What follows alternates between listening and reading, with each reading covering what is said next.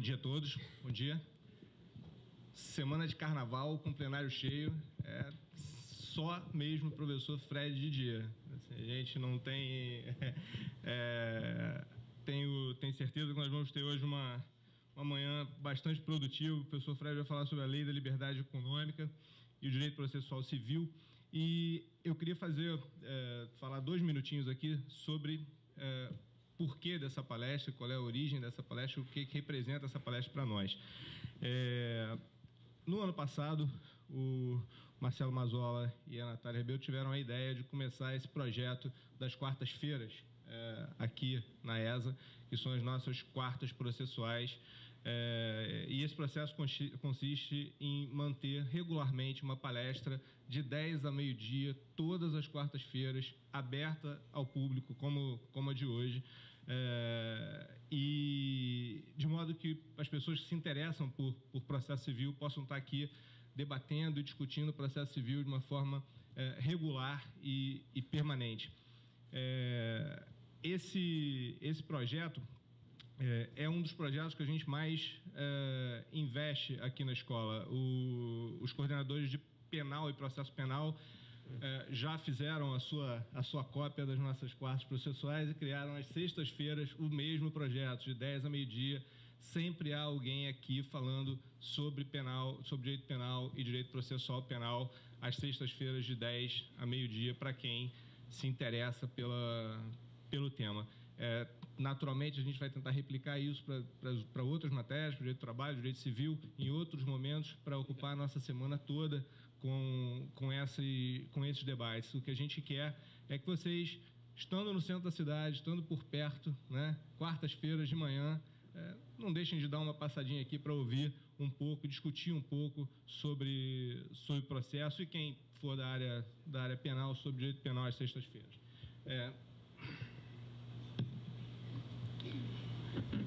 Obrigado, Serginho. Então, espero contar com a presença de todos aqui muitas outras vezes. Todos vocês estão sempre convidados, vocês, os membros dos seus escritórios, para vir aqui discutir processo penal, processo civil com a gente nas quartas processuais, que tem início hoje exatamente com a palestra do professor Didier, que sempre nos honra com a sua presença aqui, sempre que é convidado. É a segunda vez que ele vem, e virá muitas outras para a nossa felicidade e para o nosso aprendizado aqui na escola. Muito obrigado, Fred, pela presença mais uma vez. Marcelo. Obrigado, Sérgio. Bom dia, pessoal. De fato, é uma honra para a escola, especialmente para a coordenação de processo civil, ter o professor Fred Didier, que, sem dúvida, eu brinco com ele, eu falo que ele é o grande mito do processo civil, né?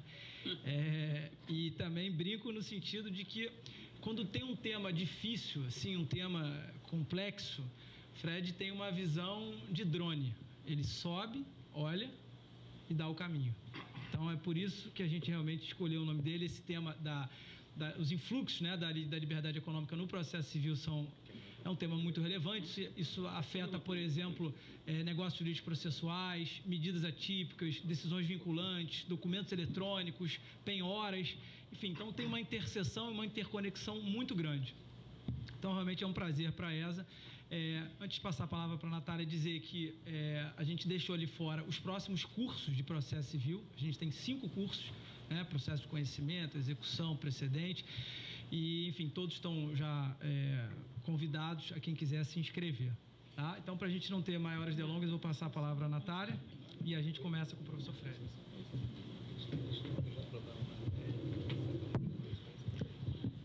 Bom dia a todos.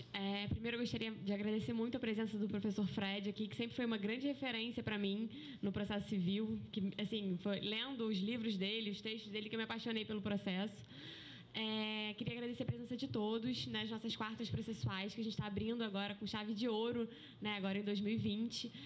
E dizer que esse aqui é um ambiente completamente democrático para a gente discutir processo civil. É uma porta que a gente tem aberta para sempre trazer dúvidas, considerações. E toda semana a gente está aqui falando sobre algum tema, com professores muito qualificados sobre qualquer tema de processo civil.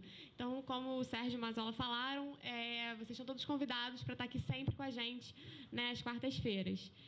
E como o Marcelo disse, nossos cursos também já tem uma folhinha ali na frente com todos eles, né, que são de temas bem importantes para o nosso dia a dia prático da advocacia.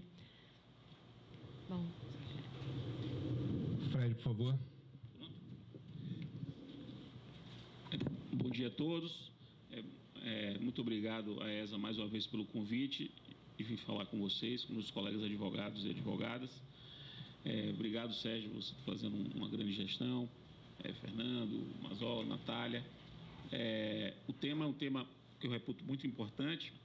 Vou tentar posicionar todos vocês a respeito do assunto antes de entrar nas minúcias. Não sem antes agradecer que é a primeira vez que eu venho falar no Rio, depois de eu ter sido autorizada a concessão da medalha Pedro Ernesto para mim em outubro. Fiquei muito emocionado com isso, porque, embora seja baiano, e faltou essa informação, Sérgio, quando você começou dizendo que uma palestra de processo na quarta-feira, pré-carnaval, aqui no Rio, lá, com um baiano falando. Esse dado é importante, né? Para poder agregar ao inusitado da situação, né? Eu sou, embora baiano, tenho um vínculo muito, muito próximo com o Rio, um vínculo afetivo, assim, incrível, adoro o Rio, sou apaixonado pelo Rio. É um lugar que me faz muito bem, eu me sinto muito bem aqui no Rio. Muitos amigos. Meu filho agora está morando aqui, o meu filho mais velho.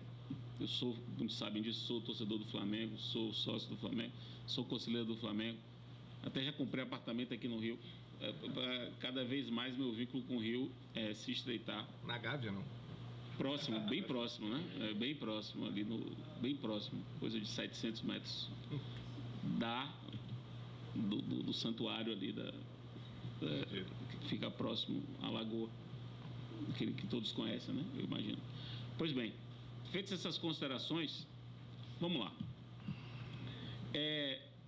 A Lei de Liberdade Econômica, a Lei 13.874, né, do ano passado, na minha visão, um dos 2 ou 3 grandes diplomas legislativos do ano passado, que foi um ano pródigo em diplomas legislativos novos, um ano em que o Congresso Nacional trabalhou bastante, né, assim, produziu muita coisa.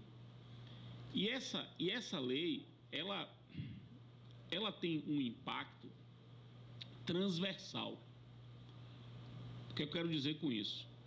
Ela atravessa uma série de ramos do direito.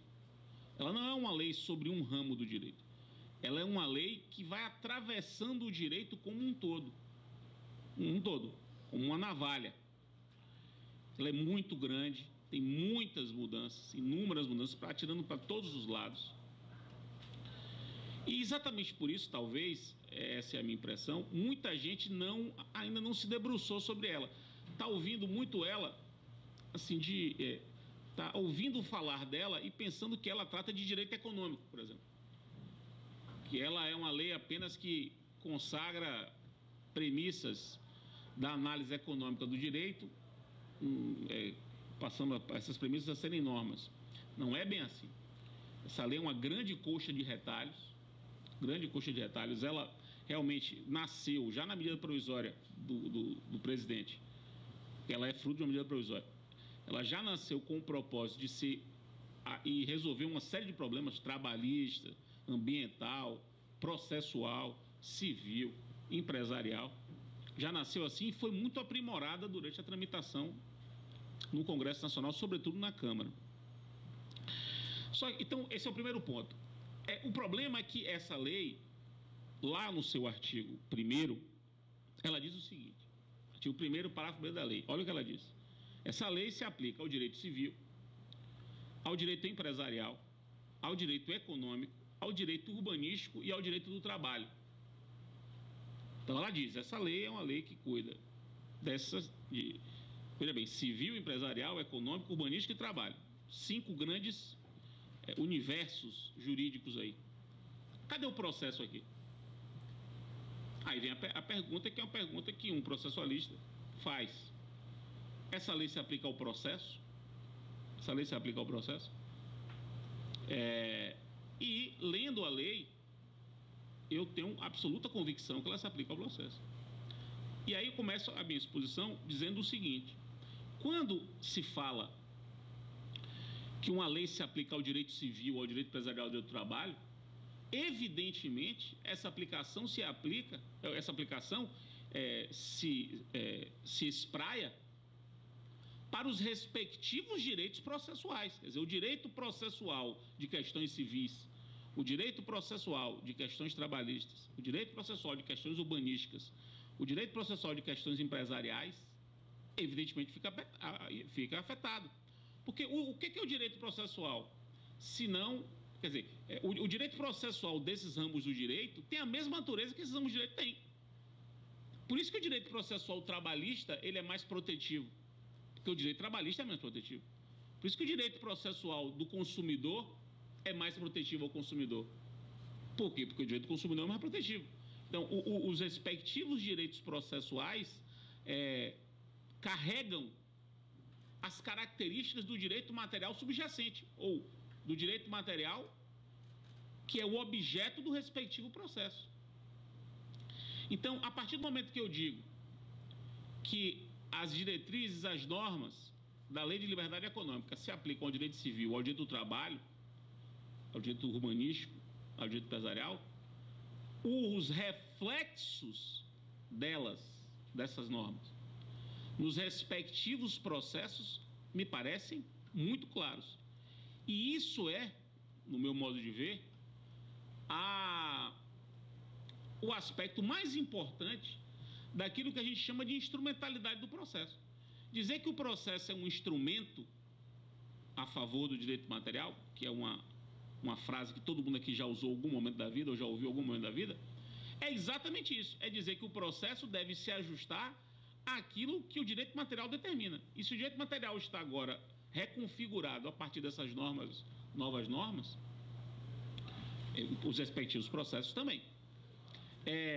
Então, a ausência de menção no parágrafo 1º do artigo 1º da lei ao direito processual não significa que não haja impacto da lei no direito processual. Porque o impacto, o direito processual sofre o impacto que o respectivo direito material vier a sofrer. E a ausência de previsão expressa aqui tem uma razão só, tática, razão tática. Como isso veio de uma medida provisória, se colocasse direito processual aqui, no artigo 1º, se poderia alegar que um vício formal, já que não cabe medida provisória em matéria processual. Não cabe medida provisória para alterar regras do processo. É verdade. Não tem regras do processo que foram alteradas aqui. Isso aqui vai alterar o modo como a gente compreende o processo. Isso é outra coisa. Porque a lei da liberdade econômica, naquilo que afeta o processo, afeta no modo como a gente compreende os enunciados normativos e aplica determinadas normas. E como é que eu posso dizer? A confusão em torno do assunto é tão grande que, embora o artigo 1º, parágrafo 1º, não se refira ao processo, se vocês pegarem o texto da lei em Word, colocarem no computador e colocarem lá Ctrl L para localizar uma palavra dentro da lei, coloquem lá processuais, coloquem a palavra processuais, nada mais, nada menos do que o plural do adjetivo processual. A lei é a primeira lei brasileira, percebam bem, isso é uma coisa interessantíssima para quem estuda o processo, é a primeira lei brasileira a expressamente mencionar a categoria negócios jurídicos processuais. O nome negócios jurídicos processuais é um nome hoje muito difundido.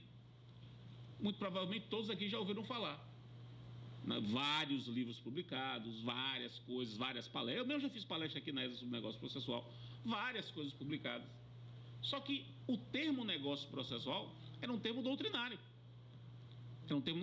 É a doutrina que compreendendo determinados institutos como negócios jurídicos, chamava esses institutos de negócios jurídicos processuais. É um termo doutrinário. Essa lei pegou esse termo doutrinário e tornou texto de lei, inclusive fazendo expressa referência ao CPC. Essa lei, fruto de uma medida provisória, ela remete a um artigo do CPC expressamente, ao artigo 190 do CPC, dizendo que o poder público e o Poder Judiciário. Ela diz isso. Poder Público e Poder Judiciário podem firmar os protocolos institucionais, que são acordos para a gestão de um número indefinido de processos, com base no artigo 190 do CPC, que são protocolos firmados, por exemplo, a Advocacia Pública, ou a Advocacia da União e TRF2. Imagine que eles façam um acordo para organizar o fluxo de encaminhamento de processos de intimações para a União. É um acordo para regular uma infinidade de processos firmado pelo Poder Judiciário e pela Advocacia Pública.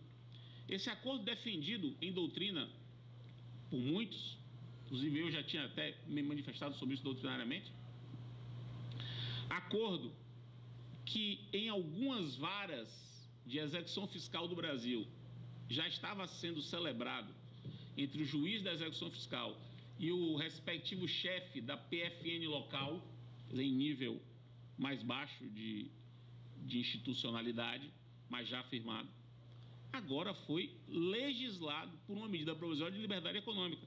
Para quem não viu, se trata do parágrafo 12 do artigo 19, parágrafo 12 do artigo 19 da Lei 10.522.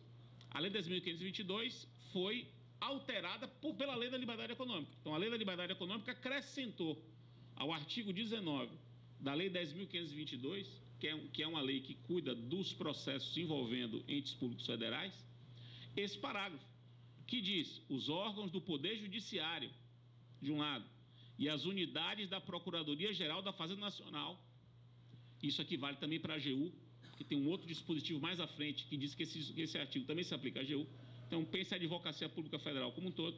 Então, unidades do Poder Judiciário e Advocacia Pública, de comum acordo, poderão realizar mutirões para análise do enquadramento de processos ou de recursos nas hipóteses previstas neste artigo e celebrar negócios processuais. Olha o termo, celebrar negócios processuais.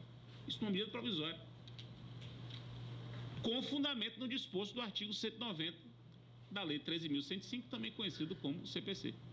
Então, é uma medida provisória, uma lei que não só expressamente menciona negócios processuais pela primeira vez, a segunda vez foi o pacote anticrime, agora de 24 de dezembro, 25 de dezembro, que ao melhorar a regulamentação da colaboração premiada, começa dizendo assim: a colaboração premiada é um negócio processual.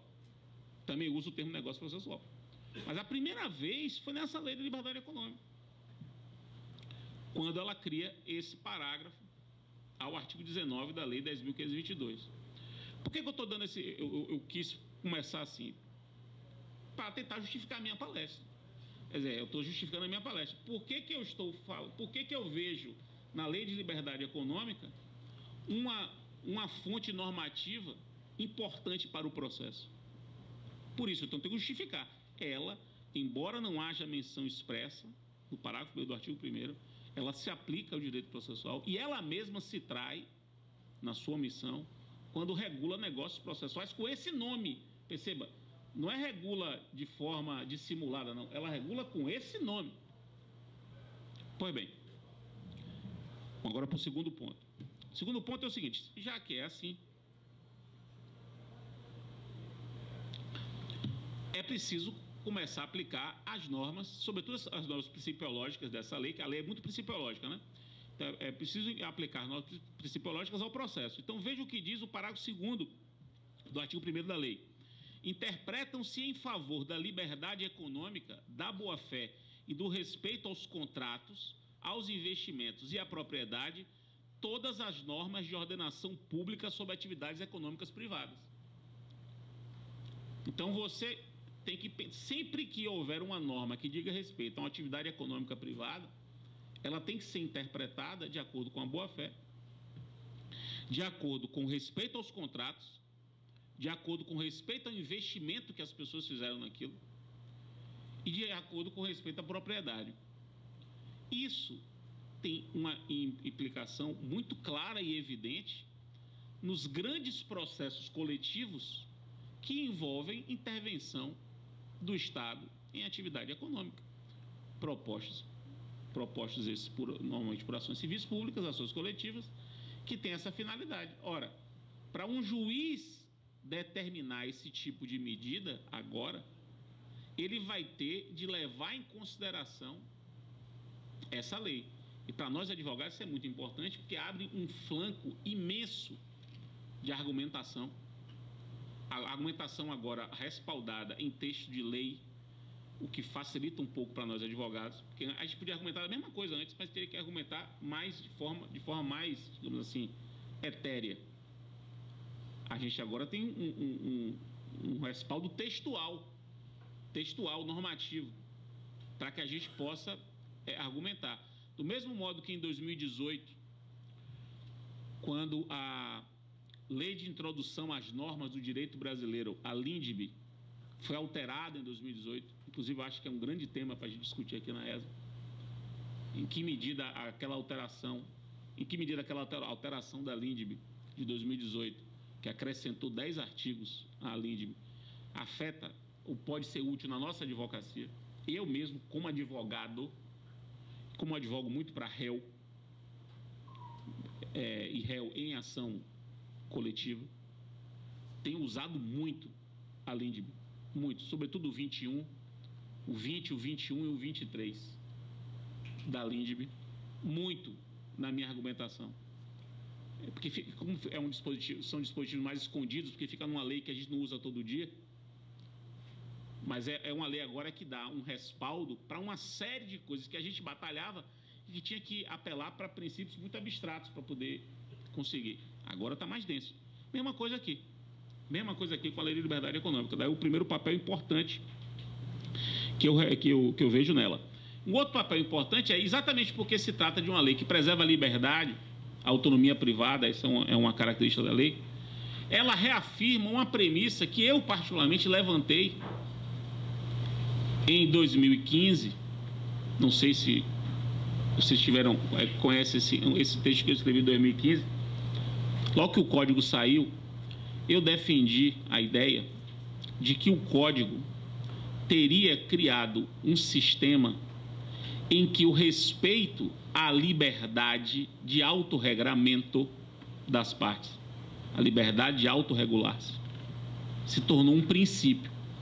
Ou seja, haveria um princípio de respeito pelo juiz ao exercício do poder de autorregramento, que é o poder de autorregular-se, o poder de criar negócios jurídicos das partes, a partir do sistema que o Código criou. Ou seja, o Código teria criado um sistema em que o exercício da liberdade negocial era protegido pelo processo e não hostilizado pelo processo, como de um modo geral sempre foi. Não se via o processo como um espaço para a liberdade negocial. Você podia negociar o litígio, mas não o processo. O processo era do juiz, o juiz fazia o que ele determinasse. Quer dizer, a vontade das partes em relação ao processo era mínima. Mínima.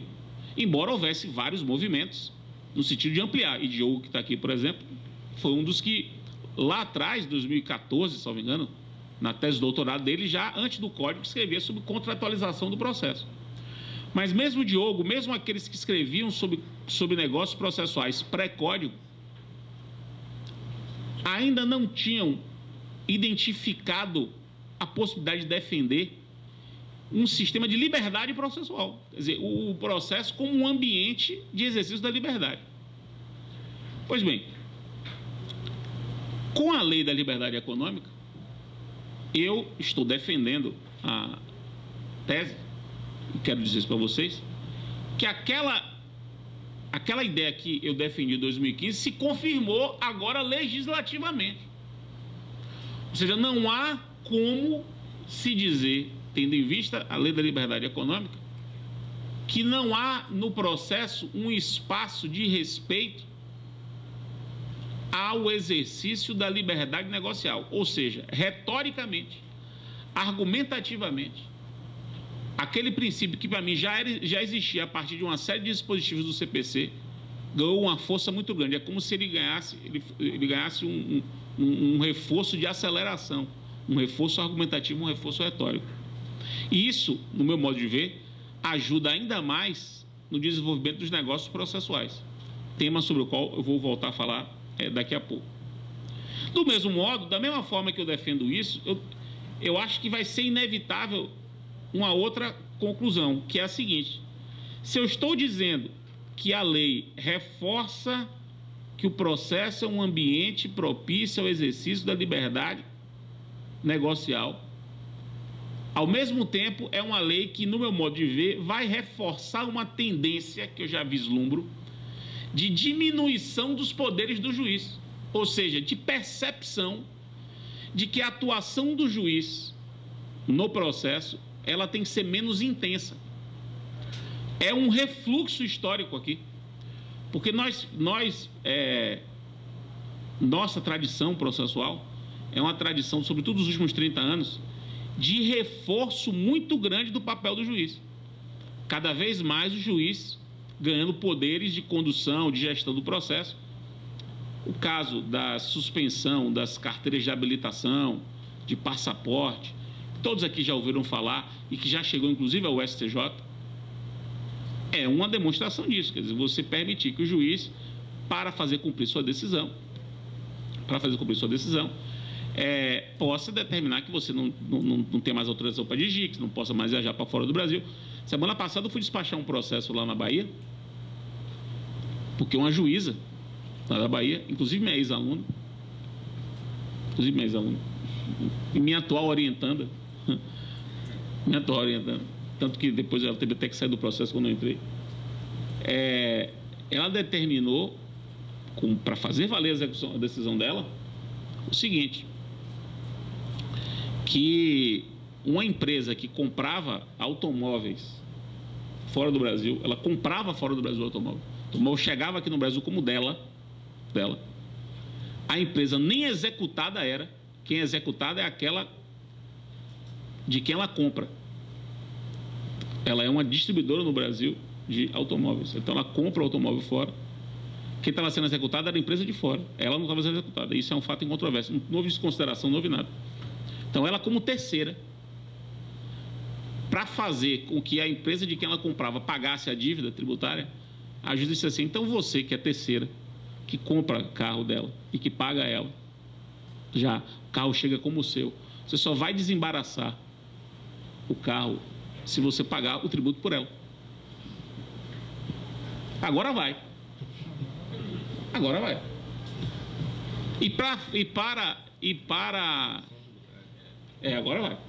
Agora vai. E para estimular o cumprimento, divulgue-se isso para todo mundo. Faça uma publicidade ostensiva disso, de que essa empresa agora não pode mais desembaraçar os carros que são dela sem pagar um tributo que não é ela que deve. Então você imagine isso. Isso no Brasil todo, não é só no porto de Salvador, não. Em qualquer porto do Brasil. A pergunta é: no contexto dessa lei de liberdade econômica, esse poder de dar medidas atípicas, esse poder é uma modalidade de medidas atípicas, está lá no 109, inciso 4 do Código. Para uma situação como essa, poderia ser aplicado? A impressão que eu tenho é que com essa lei, medidas assim ficam muito mais difíceis. Elas agora encontram obstáculos mais concretos do que obstáculos gerais como proporcionalidade, razoabilidade. Você não precisa nem invocar a proporcionalidade e a razoabilidade. Não precisa nem ir para esse nível de argumentação, que é o nível mais etéreo de argumentação. Há elementos mais concretos que estão na lei de liberdade econômica. Então, olha, isso para mim é um impacto evidente. Concreto, assim, né? Um outro ponto. O artigo 2º, inciso 3 da Lei de Liberdade Econômica diz que um dos princípios da liberdade econômica do Brasil é a intervenção subsidiária e excepcional subsidiária e excepcional do Estado sobre o exercício das atividades econômicas. Então, você coloca isso como princípio. Princípio da intervenção subsidiária e excepcional do Estado sobre as atividades econômicas. Eu pergunto de que... a minha reflexão inicial, isso está em minha mente, eu ainda não desenvolvi isso muito, mas está com uma intuição de que maneira isso vai afetar as chamadas penhoras empresariais. Que são aquelas penhoras do Código, previstas no CPC, penhora de cota social, penhora de empresa, penhora de faturamento. São penhoras empresariais. E perceba que o Código, em alguma medida, já anunciava de que essas penhoras deveriam ser determinadas com respeito à preservação da empresa. Você teria que determinar, mas teria que preservar a empresa, já que a preservação da empresa é de interesse público. A minha questão é um caminho que eu ainda não desenvolvi muito isso, mas está uma intuição na minha mente. Eu tenho a impressão de que as penhoras empresariais vão sofrer uma nova compreensão a partir desse artigo 2º, inciso 3. É possível que os tribunais, a partir de nossa provocação como advogados, é possível que os tribunais eles passem a ver essas penhoras ainda mais excepcionalmente do que viam. Eu acho isso um caminho muito possível de acontecer. Um outro ponto que me parece muito importante, que a lei traz e vale a menção, é a seguinte: a lei muda o Código Civil. Muda o Código Civil. E muda o Código Civil lá na parte dos princípios gerais, dos contratos, e acrescenta o artigo 421-A e muda a redação do 421 do Código Civil. Nesses dois dispositivos, a lei diz, primeiro, que a revisão dos contratos ela tem que ser mínima e excepcional. Revisão judicial, estou falando. A revisão judicial dos contratos tem que ser mínima e excepcional. Exatamente na linha da lei, né? Então, a lei, o Estado não pode se meter naquilo que foi negociado. Quando for se meter no que for negociado, tem que se meter minimamente e só excepcionalmente. Isso está dito agora expressamente. E, do mesmo modo, está dito também expressamente que os negócios, sejam eles civis ou empresariais, se presumem paritários e simétricos. Há uma presunção legal de que os negócios são negócios paritários, ou celebrados por pessoas em condições de igualdade. Presunção. Isso para os empresariais já era assim, mas era assim teoricamente, agora está assim normativamente. Qual é o impacto disso no processo? O impacto disso no processo é em relação aos negócios processuais. Os negócios processuais são negócios jurídicos também. A eles se aplicam o 421 e o 421-A. A eles se aplicam o 421 e o 421-A. Tranquilamente. Tranquilamente. Ou seja, a revisão de negócios processuais tem que ser excepcional, tem que ser subsidiária. E os negócios processuais, ressalvados os casos trabalhistas de consumo. Por que trabalhistas de consumo? Porque neles há uma presunção de não simetria pela própria lei. Então, você tem leis especiais que presumem que não há simetria. Então, você não pode dizer que o Código Civil aqui presumiu simetria, onde leis especiais presumem o contrário, presumem a assimetria. Então, tirando os negócios processuais trabalhistas e consumeristas, os outros negócios processuais se presumem paritários. Isso não quer dizer que sejam paritários, você pode mostrar que não são paritários, mas se presumem paritários. São negócios, como quaisquer outros negócios, que somente podem ser revistos excepcionalmente e minimamente. Excepcionalmente e minimamente. E há um outro ponto sobre negócios processuais nessa lei, que é um ponto que pouca gente está percebendo. Eu não tenho visto muito debate sobre isso. E é um ponto que demole, não sei nem se pode se conjugar esse verbo demolir dessa forma. Pode, né? Demole. É estranho, né? Demole no sentido de destruir, de demolir toda uma argumentação que estava se construindo no sentido contrário. Que dispositivo é esse? É o artigo 18, inciso 1 da Lei de Liberdade Econômica, lá no final, uma das últimas coisas da lei. Artigo 18, inciso 1 da Lei de Liberdade Econômica, que expressamente diz, Diogo, isso lhe interessa diretamente, expressamente diz que é possível que as partes façam um acordo, percebam bem, um acordo para a escolha do meio de comprovação da autoria, da integridade e da confidencialidade de um documento em forma eletrônica. Ou seja, eu posso fazer um acordo com o Sérgio para dizer como, o que, de que forma, de que maneira se prova algo eletronicamente. O que está dito aqui, no fim das contas, meus caros? Está se admitindo, Diogo, um negócio probatório. Um negócio probatório. Um negócio para definir o que se prova e o que não se prova. Porque o acordo também pode ser para dizer que não prova. A gente faz um acordo para dizer que o e-mail não prova. Podemos fazer um acordo para dizer que o e-mail não prova nada. Na nossa relação, do mesmo modo, a gente pode fazer um acordo, e eu escrevi um texto que vai sair agora numa coletânea sobre o assunto,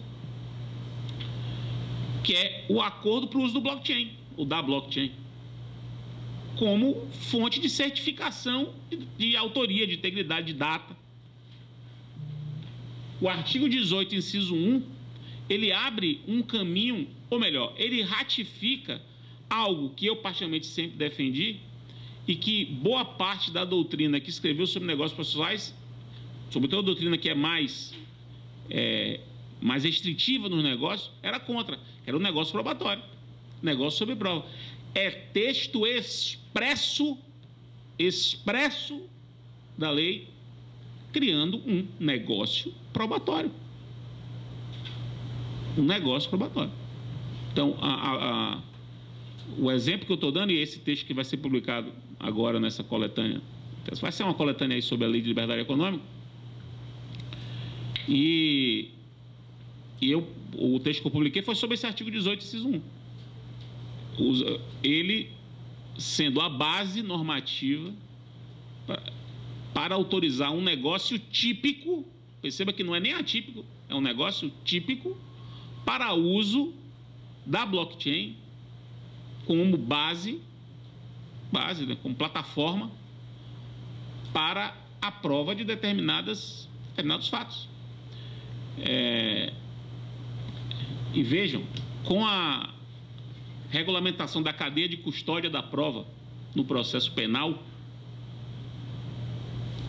e a possível aplicação disso no processo civil para algumas provas periciais, você pode, por exemplo, fazer um acordo de que a blockchain fica como a prova da cadeia de custódia, porque você consegue comprovando a custódia dos elementos da prova de uma maneira incorruptível, né? Você ter a certeza de que naquele dia, naquela hora, estava com tal pessoa. Então, veja o mundo que se abre aqui. E eu tenho uma premissa que eu adoto, que é a seguinte, premissa teórica, que é assim, os negócios atípicos, eles podem ser celebrados, eles podem ter por objeto tudo aquilo que a lei já autoriza que possa ser objeto de um negócio.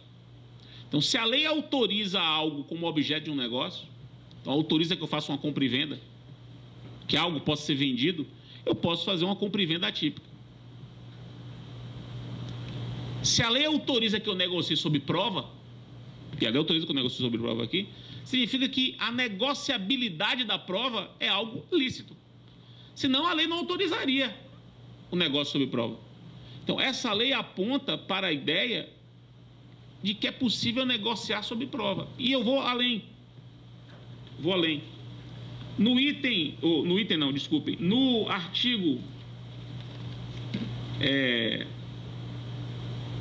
no artigo 113, parágrafo 2º do Código Civil, acrescentado pela Lei de Liberdade Econômica.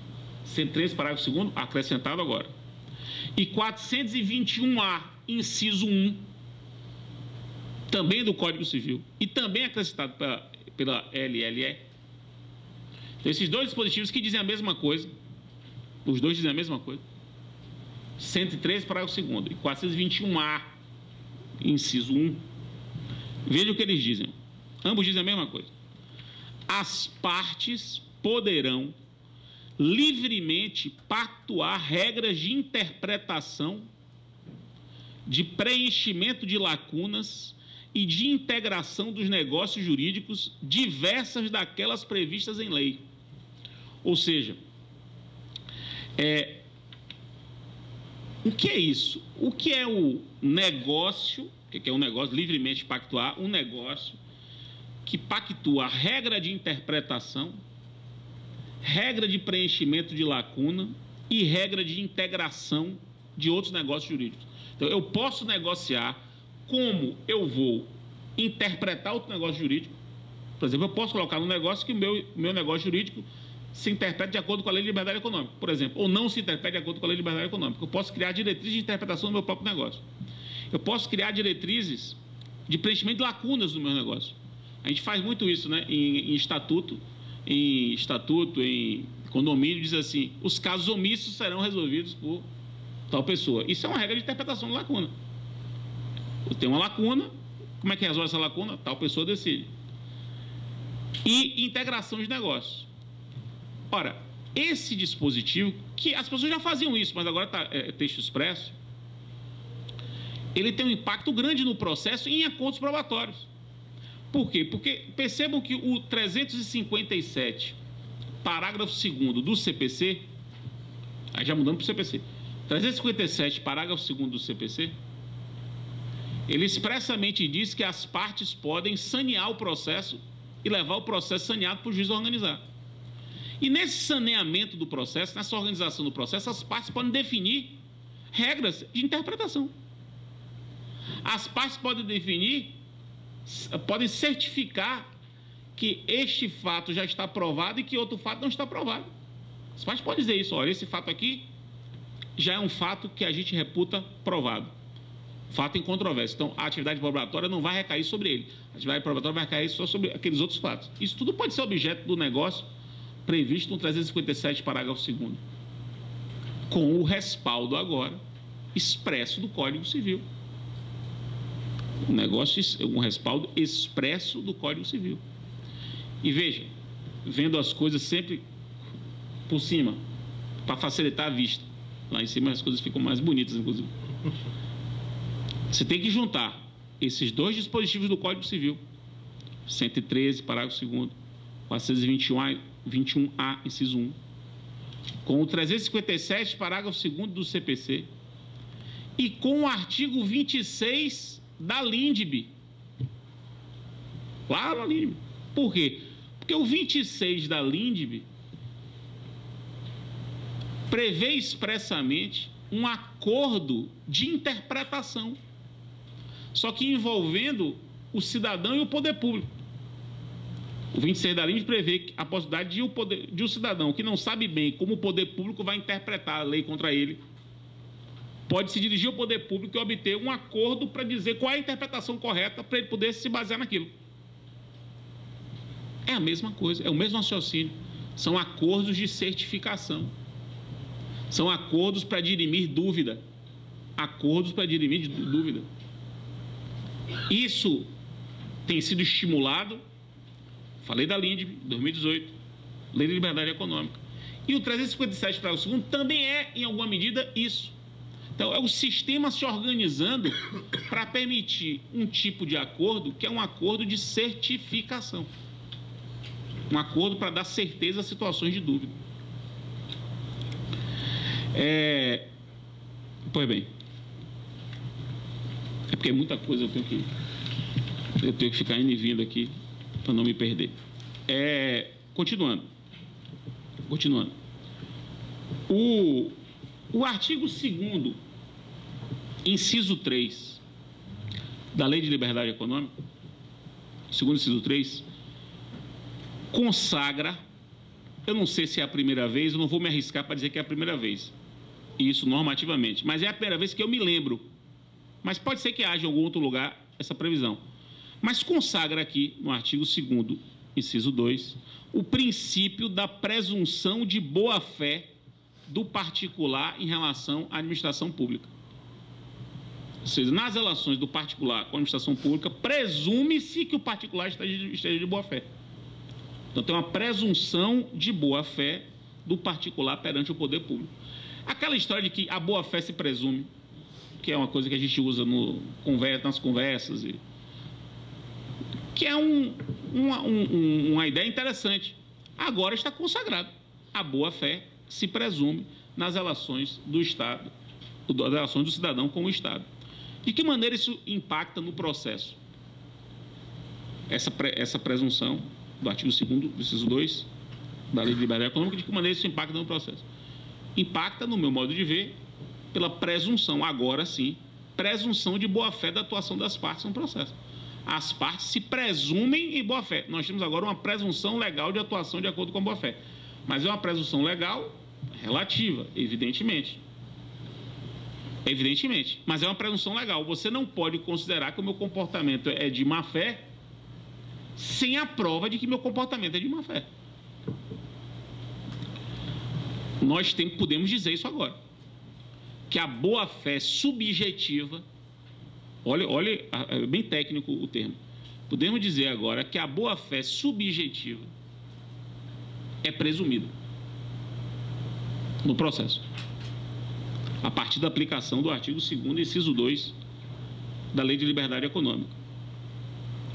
Um outro ponto que me parece importante de ser mencionado é o seguinte: o artigo 2º, inciso 3, da Lei de Liberdade Econômica, o 2º, inciso 3,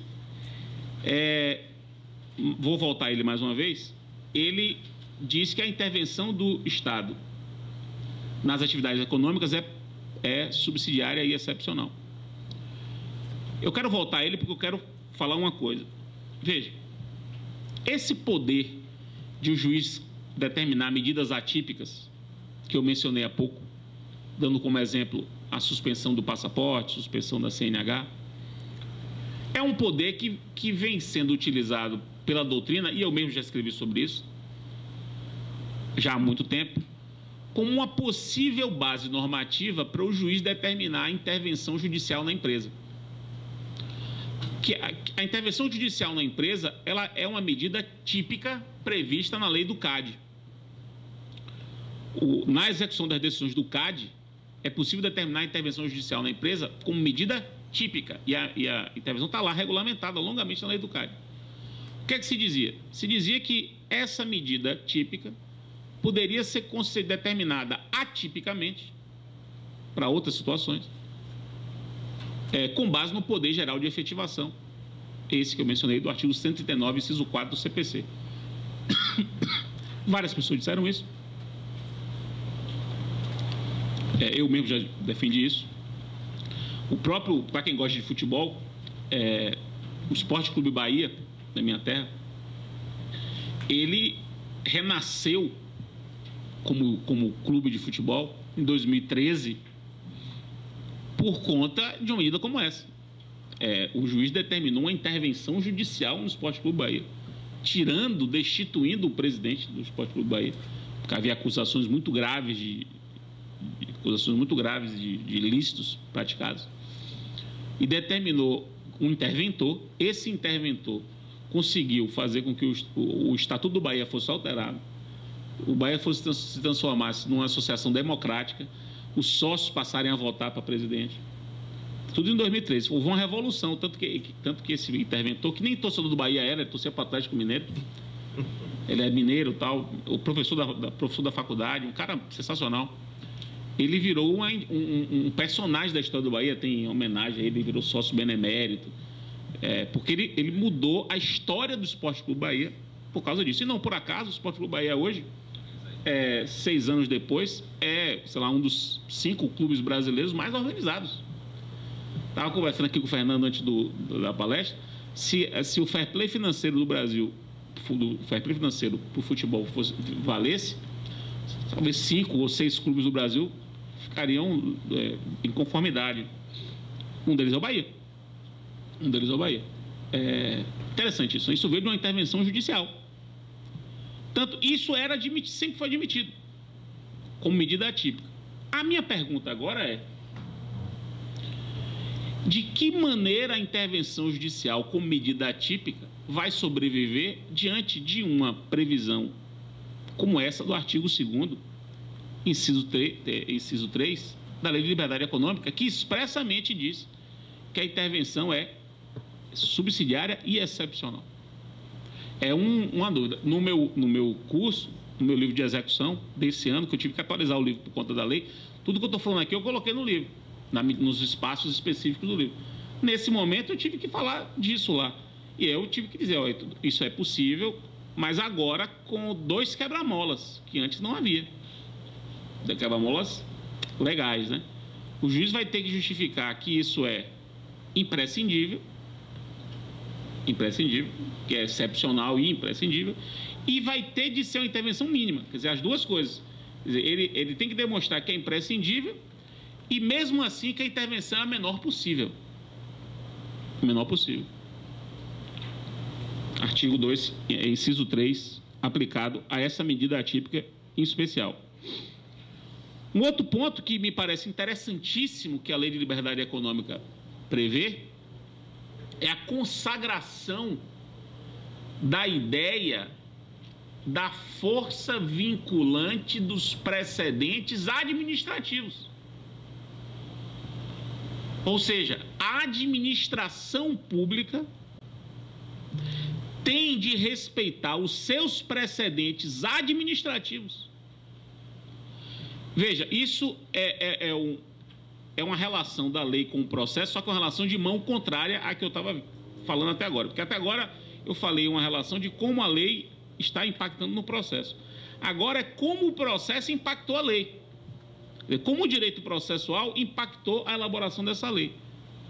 Todo mundo sabe que o direito brasileiro ele foi reconstruído nos últimos anos para forjar um sistema de respeito aos precedentes dos tribunais. Um respeito hierárquico, né? Um respeito. Os tribunais vinculam as decisões dos juízes hierarquicamente em posição distinta para baixo dos tribunais, né? Os tribunais de justiça, TRFs e os juízes. Por isso a gente aprendeu. Só que essa mesma lógica também deveria valer no âmbito administrativo. Nós temos tribunais administrativos aqui, todo mundo sabe. Tribunal de Contribuintes, Tribunal Marítimo, aqui perto, inclusive, o Tribunal de Contas. São tribunais administrativos.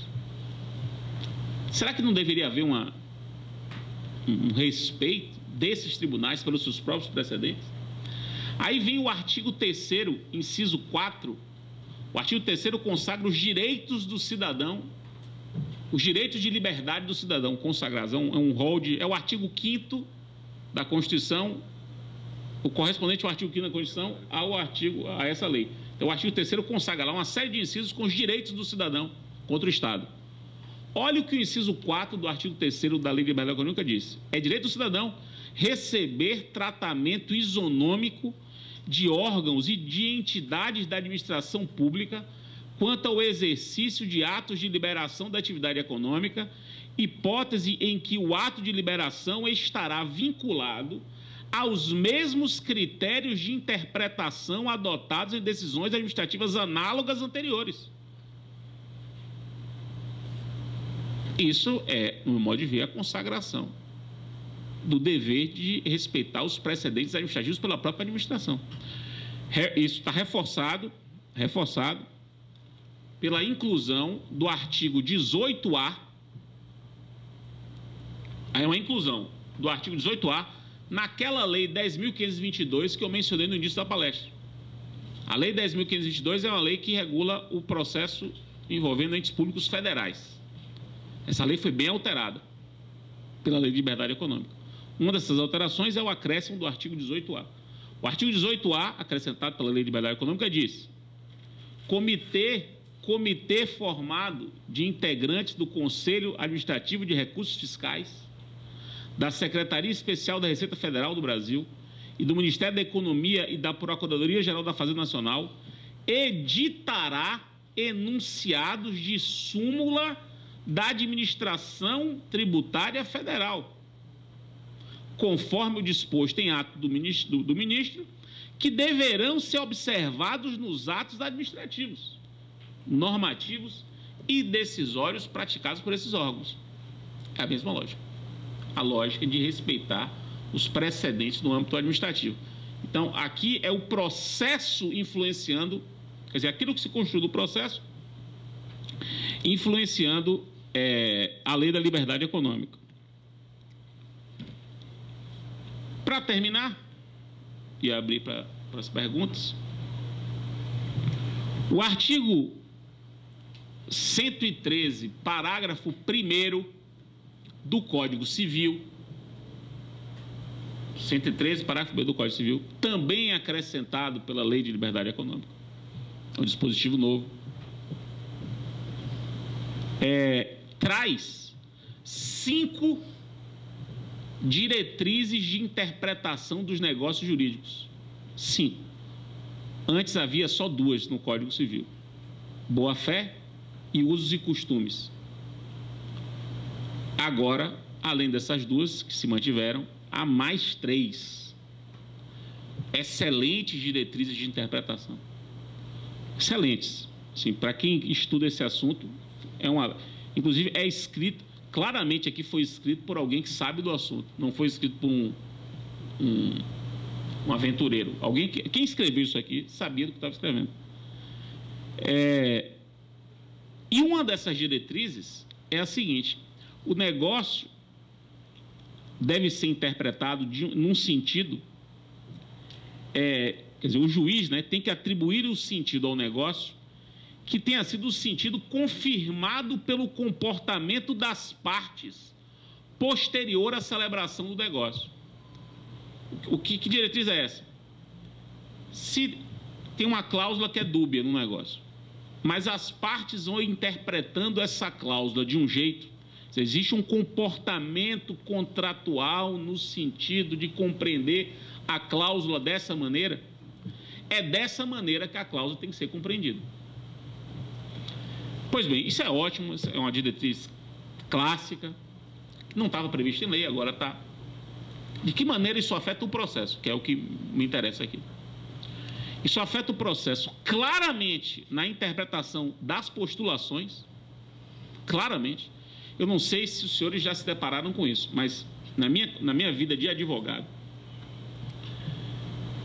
eu me deparo com isso, assim, sem dúvida alguma.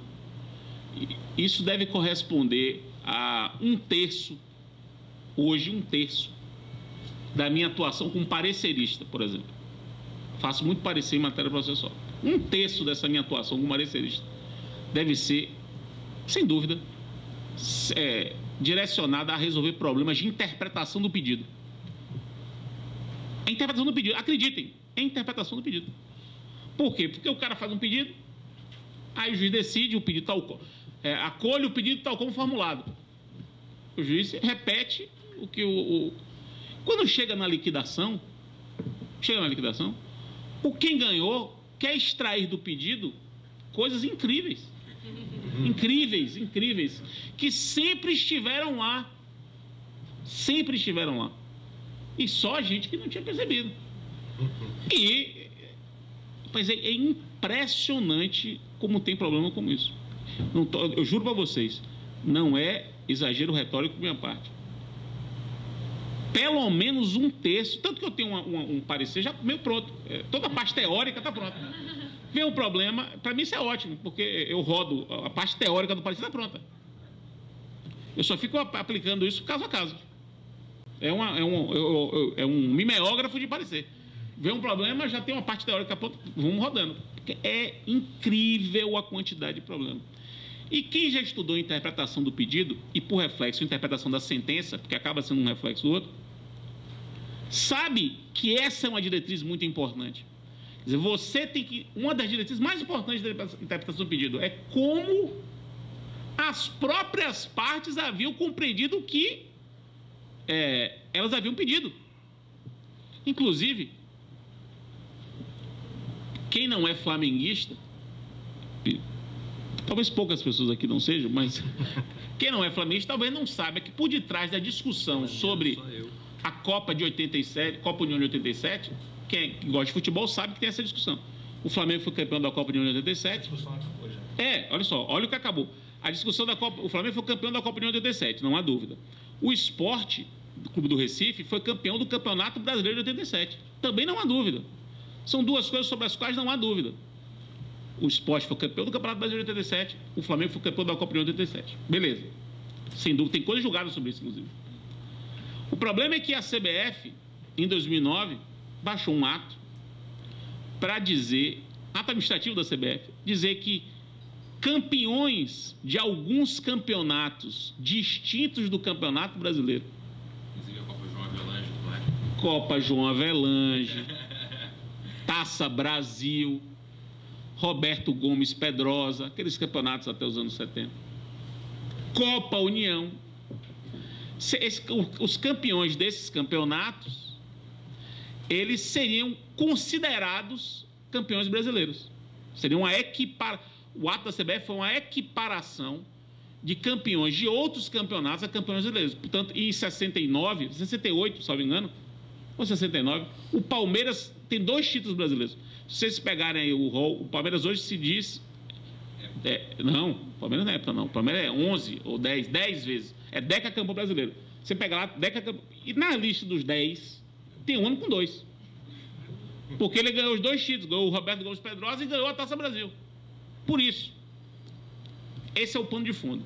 O que é que o Sport fez? O Sport disse que essa decisão, esse ato, violou a coisa julgada de que ele é campeão brasileiro de 87. Aí foi para a justiça.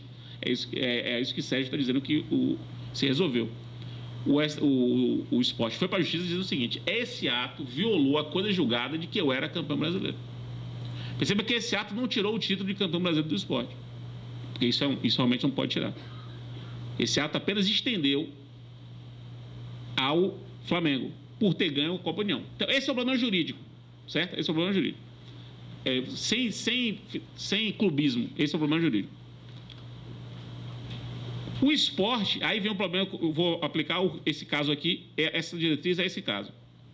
Isso foi em 88. O Sport foi na justiça em 88, ganhou coisa julgada, ganhou isso. Só que lá por volta meados dos anos 90, o Sport pediu para entrar no Clube dos 13, que era uma associação dos 13 clubes maiores do Brasil, mais 3 outros clubes, dos quais o Santa Cruz e tal. Então, era 13 mais 3. O Sport queria entrar no Clube dos 13. O Flamengo é fundador do Clube dos 13. E como fundador, o Flamengo podia vetar. Aí, na negociação para o Sport entrar, o Flamengo disse assim: tudo bem, a gente aceita que você entre, desde que você reconheça que a gente também é campeão de 87. O que é que o Sport fez? Reconheceu que o Flamengo também era campeão de 87. Sob coação. Mas não anulou. É um ato que não foi anulado. Mas você pode até dizer que foi sob coação. É até uma tese boa. Mas tem 4 anos para você invalidar. Para poder invalidar. E veja, o processo estava pendente. O processo que depois redundaria na coisa julgada em favor do Sport estava pendente. Então, uma das teses do Flamengo era essa. O Sport quer dar à coisa julgada uma interpretação que nem ele mesmo havia dado. Quer dizer, nem ele mesmo havia reconhecido que a coisa julgada impediria a extensão do título. Quer dizer, o pedido teria sido para reconhecê-lo como campeão, e isso não teria sido tirado. A discussão gira em torno dessa diretriz interpretativa. Eu peguei esse caso emblemático, que é um caso muito famoso. Essa é a questão jurídica. O que está por detrás disso, aí cada um com o seu clubismo pode defender o que quiser, e eu acho justo e muito engraçado tudo isso.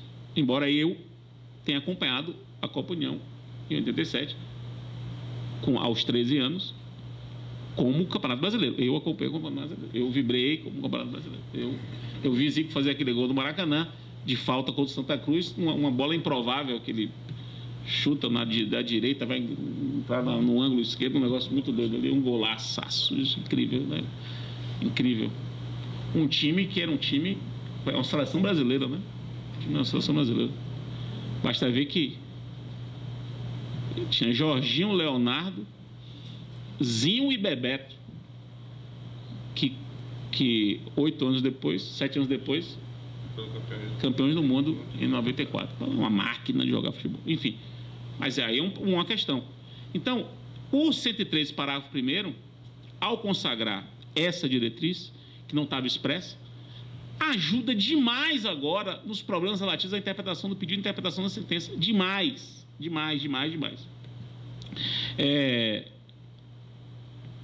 E o inciso 5 também, desse parágrafo 1º, que traz uma novidade.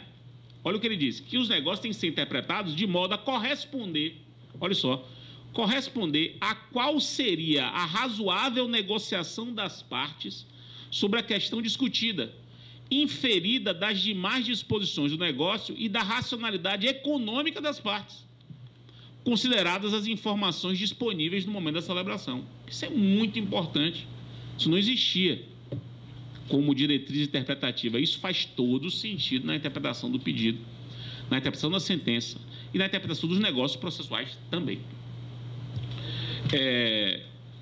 Uma última consideração, vocês devem ter visto que a Lei de Liberdade Econômica mudou radicalmente a desconsideração da personalidade jurídica. Mudou radicalmente. Ela reescreveu completamente o artigo 50 do Código Civil. Então, a gente não pode mais pensar em desconsideração da personalidade jurídica, e aí não tem questão processual envolvida. Não tem questão processual. A parte processual é a mesma. Mas o que mudou foram os pressupostos da desconsideração. E como os pressupostos da desconsideração foram alterados, porque foi profundamente alterado o artigo 50, quem vai postular a desconsideração tem que agora provar os novos pressupostos da desconsideração.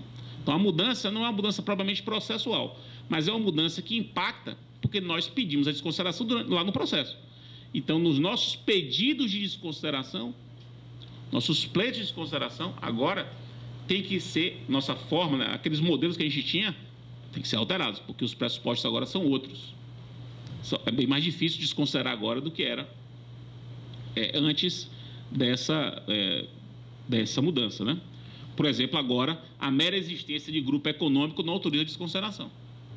Agora é texto expresso. A mera existência de grupo econômico não autoriza a desconsideração. Quantos de nós aqui já não se deparou com casos em que a mera existência de grupo econômico justificava a desconsideração? A maioria das vezes. Pelo menos eu já vivenciei diversas situações assim. Agora é exatamente o contrário. Exatamente o contrário. Então, meus amigos e amigas, espero que vocês tenham sido útil. Eu falei demais, né? E fico à disposição aí para tirar as dúvidas. Muito obrigado.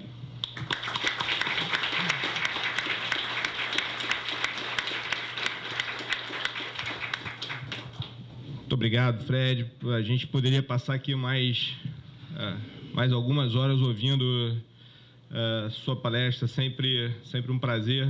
E, mais uma vez, está renovado aqui o convite, ainda sem data, mas você está sempre com a gente nos nossos eventos de processo civil.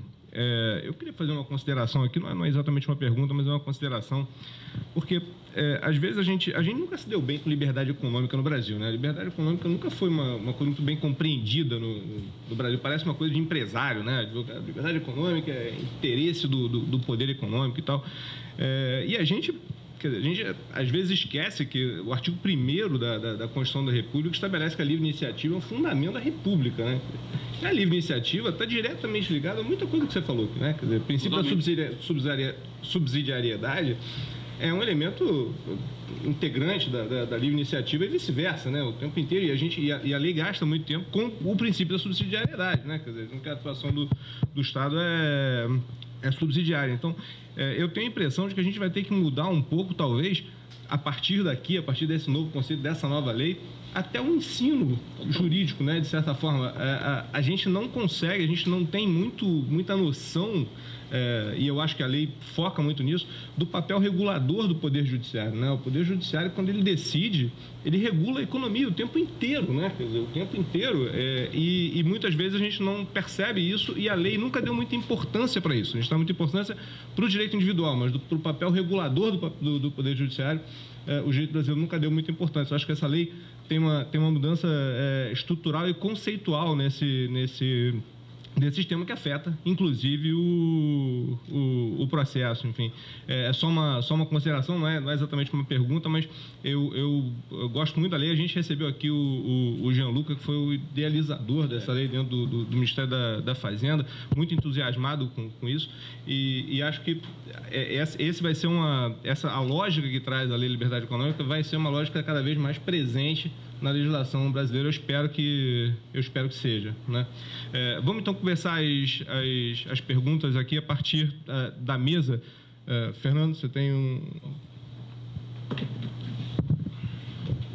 Bom, primeiro saudar aí mais uma vez nosso professor Fred Didier, sempre com sua exposição extremamente proveitosa para todos nós. É um grande privilégio poder estar aqui e escutá-lo sempre.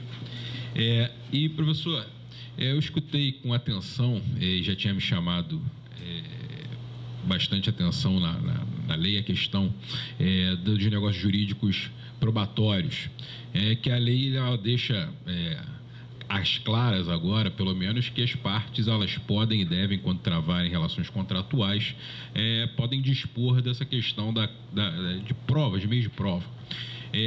E me chamou a atenção na sua exposição a parte que você falou que pode-se, inclusive, de alguma forma, limitar a atividade probatória, no seu entendimento, porque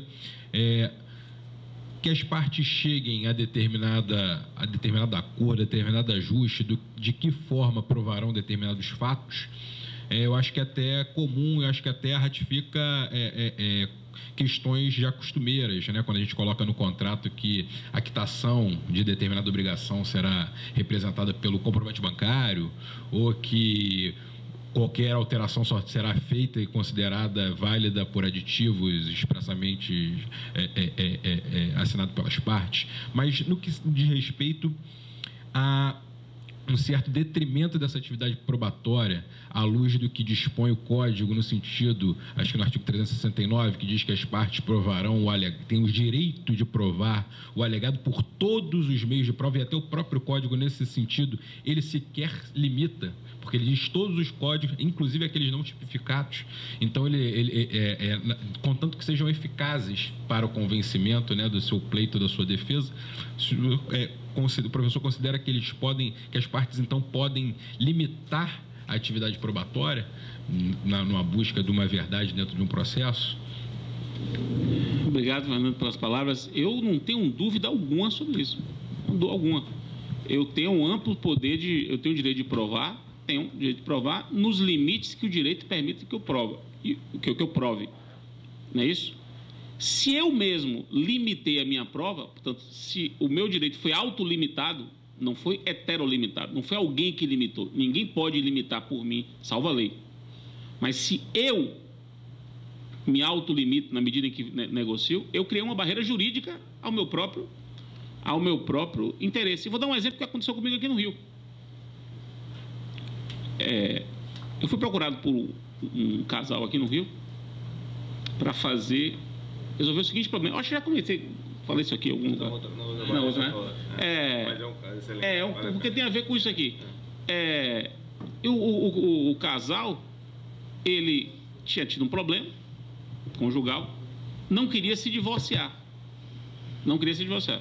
Mas tinha tido um problema.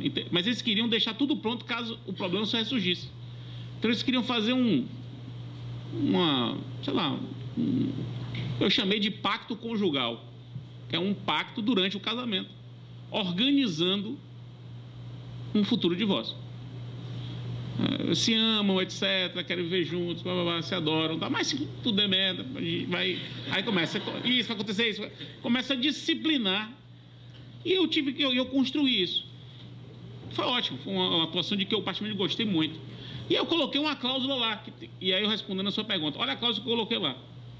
Diz assim, olha, se houver um processo judicial de divórcio ou separação, se houver, as partes decidem que neste processo de divórcio e separação fica proibida a utilização de qualquer meio de prova relativo a fato da intimidade do casal. Então não se pode juntar, e eu coloquei exemplos, né?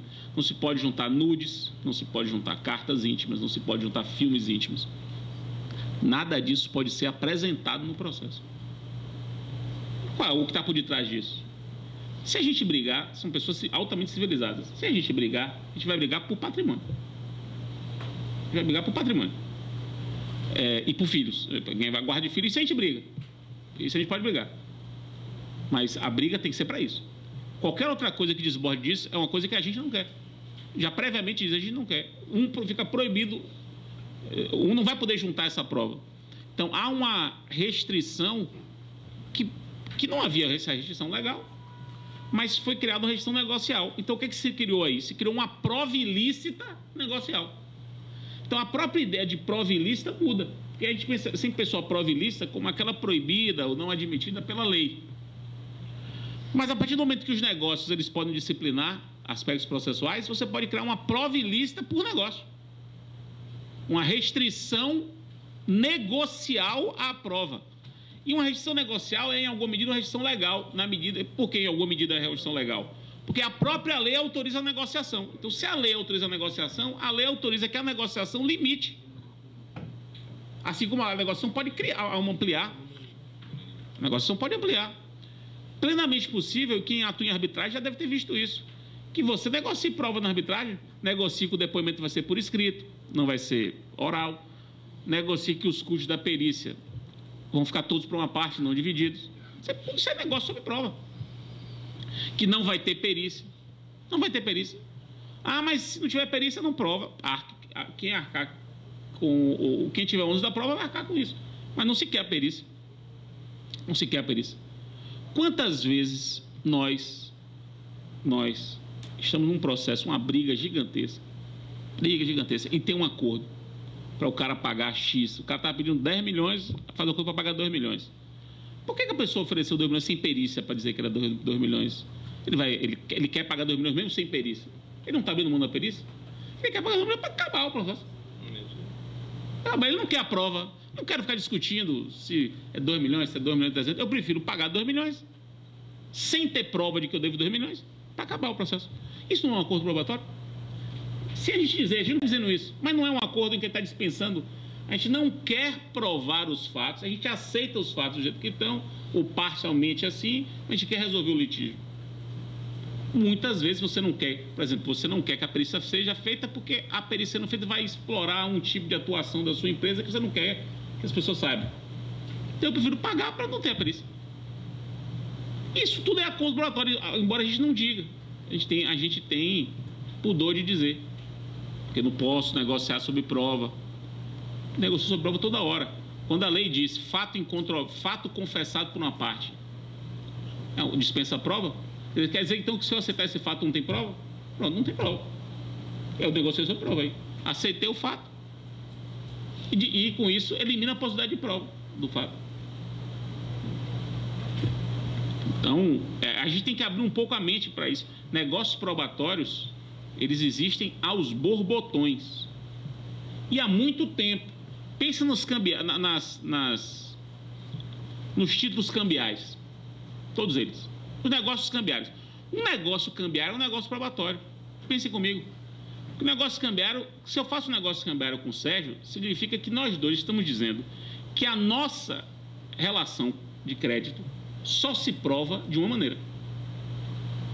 Não há outra maneira de provar se não for aquela. Isso é um negócio probatório. Não há nenhum outro meio de prova que possa provar aquele negócio, senão o próprio título. Isso é um negócio probatório. O artigo 109 do Código Civil, que as pessoas não leem, mas está lá. há anos, inclusive nem novidade é desse Código Civil, já estava no Código anterior. O 109 do Código Civil diz assim: é válido o acordo segundo o qual o ato só se prova por escritura pública. Então eu posso negociar que algo só se prova por escritura pública. Artigo 109, é só para isso que diz o 109, que as partes podem decidir que determinado ato só se prova por escritura pública. Isso não é um negócio probatório? Se eu negocio que algo só se prova por escritura, significa que algo só se prova por escritura. Não me vem com prova testemunhal que não vai poder. Ah, mas eu tenho direito a todos os limites de prova. Não, você se autolimitou ao negociar no sentido de que aquele ato só se prova por escritura. Então, há inúmeros exemplos. Isso tudo é negócio típico, viu? Fora agora com 190, você pode pensar em negócios atípicos. Como esse que eu fiz para esse casal. Marcelo. Bom, Fred, excelente. Realmente são muitas questões para a gente refletir, para pensar. Eu sou prova viva do que o Fred falou dos pareceres. Outro dia eu estava lá no escritório, peguei um parecer, no caso do Fred, contrário ao meu cliente, no caso de patente, e envolvia a interpretação do pedido nos telefones celulares. A parte fez um pedido aberto. É exatamente isso. Né? E aí estava discutindo o que está inserido no bojo do pedido. É uma ação. Estamos três aqui mesmo. Então é uma ação realmente relevante. O tribunal julgou agora isso lá em São Paulo, foi até por maioria a decisão. Não o mérito, mas a competência. Mas, enfim, eu queria fazer duas reflexões só. Na verdade, primeiro fazer um aviso, né? O novo livro do professor Fred, que é a Cooperação Judiciária Nacional, está à venda aqui fora. Sortearemos 3 aqui. Legal. É o mais recente trabalho dele e realmente eu recomendo fortemente a leitura porque, enfim, a interconexão que ele faz entre a rede colaborativa entre juízes, arbitragem, judiciário, órgãos do judiciário, isso é muito legal. Então, recomendo fortemente. Ele vai até autografar aqui no final, quem comprar. Fred, duas perguntas rápidas. É um dos raros momentos, né, Diogo, em que a pessoa que normalmente é arguida pode arguir, né? Então, assim, vou até pegar leve, porque eu sei que ano que vem tem talvez a banca de doutorado e o Fred talvez esteja lá, então eu já vou me preservar. Fred, a gente sabe lá que o artigo 833 do CPC diz que as partes podem declarar bens, né, a empenhorabilidade, né, de determinados bens, né, declarados por lei ou aqueles que forem combinado. Podem as partes, dentro desse universo de maior autorregramento, do princípio da liberdade, pactuar que um bem de família é penhorável? Eu já tive caso em que devedores voluntariamente ofereceram um bem de família a penhora e depois vieram dizer que não, é bem de família. Então, essa é a primeira provocação. A segunda é a seguinte: aquele artigo 113, parágrafo 2º que mudou o Código Civil, fala que as partes podem criar regras de interpretação, né?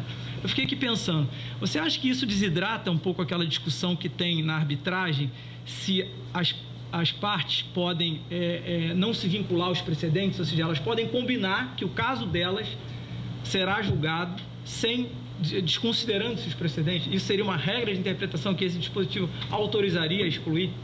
São essas duas. Vamos lá, vamos começar pela segunda. Perceba que o 113, parágrafo 2º, fala de regra de interpretação do negócio.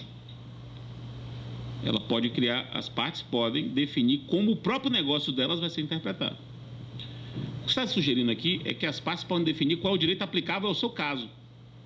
Isso é uma outra coisa. Aí já tem nome em inglês para isso.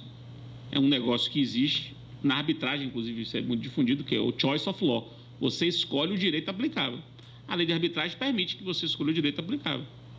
A questão é saber se você pode escolher o direito aplicável ao caso e, portanto, dizer, por exemplo, que um precedente não se aplica, ou que o direito da Tanzânia vai se aplicar. Se isso pode valer para o processo estatal ou só para o processo arbitral. Eu nunca escrevi sobre isso, embora digo, eu acho que pode, mas nunca escrevi. Acho que pode.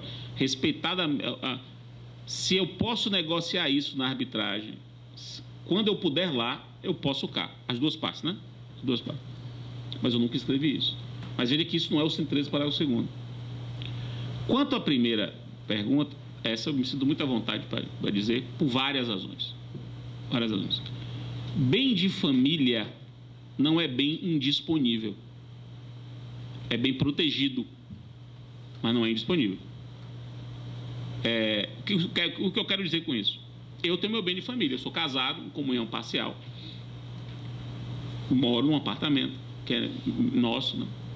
Se agora eu chego na cidade animado com a folia baiana, que começou intensamente sábado, e eu hoje, inclusive, saio do aeroporto diretamente para uma atividade momesca. Vou chegar até atrasado por causa disso. Mas não tem problema. Eu chego lá em Salvador e digo assim, Renata, que é minha esposa, Renata, fui ao Rio e me deu na telha de que vamos doar o nosso apartamento. Doar. As pessoas precisam, tanta gente precisa ir morar. Eu e você, a gente já tem agora o nosso apartamento aqui no Rio, vamos morar no Rio e doa. Doa o apartamento. Posso fazer isso? Vamos dizer assim, doar, não é vender não. É dar. Eu quero dar. Posso? Quanto mais oferecê-lo a penhora. Veja, eu posso dar o meu bem de família.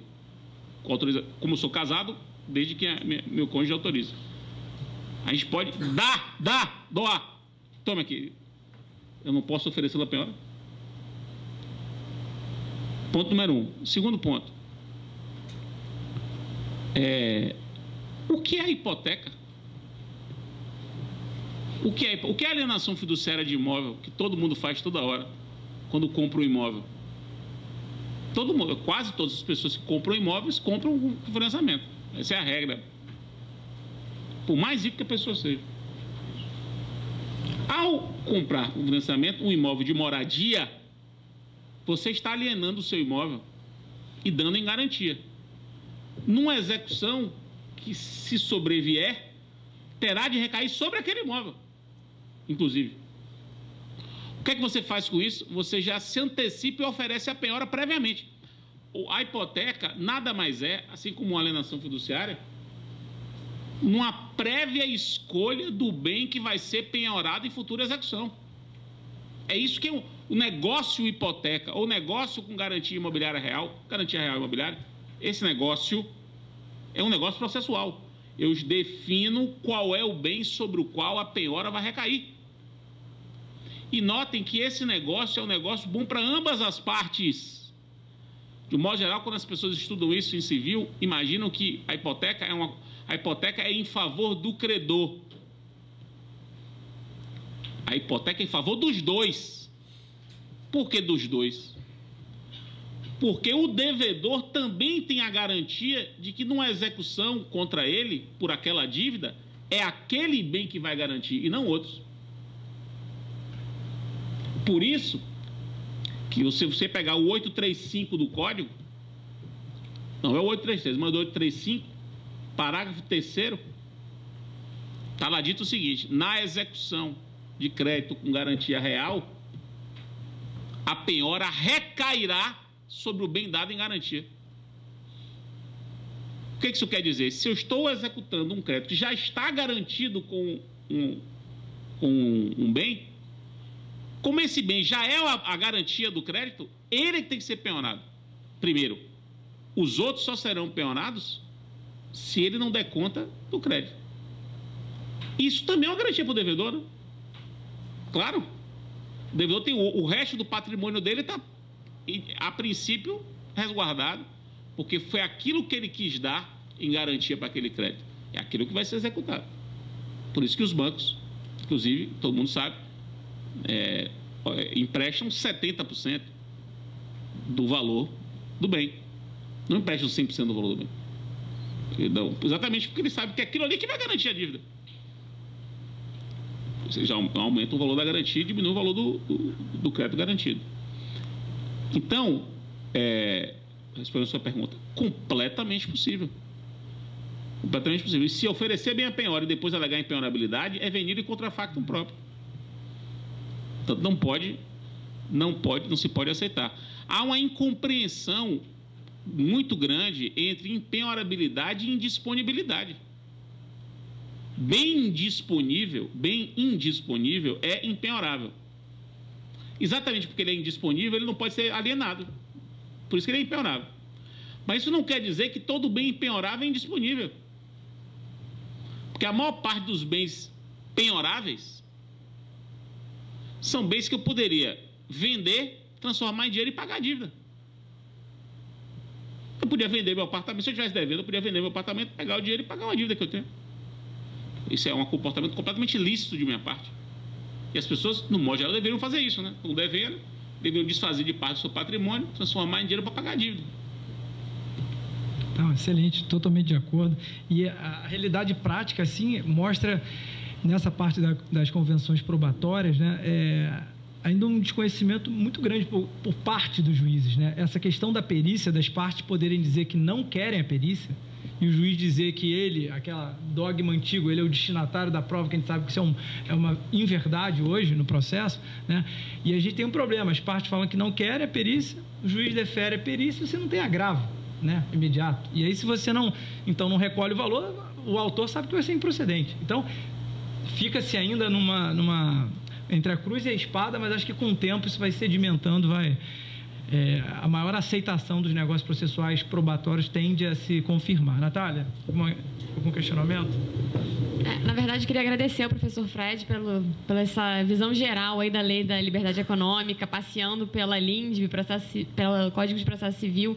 E eu tenho certeza que daqui por diante todo mundo aqui vai usar muito mais, né, na advocacia prática, a Lei da Liberdade Econômica. A minha pergunta, na verdade, era sobre negócio jurídico processual.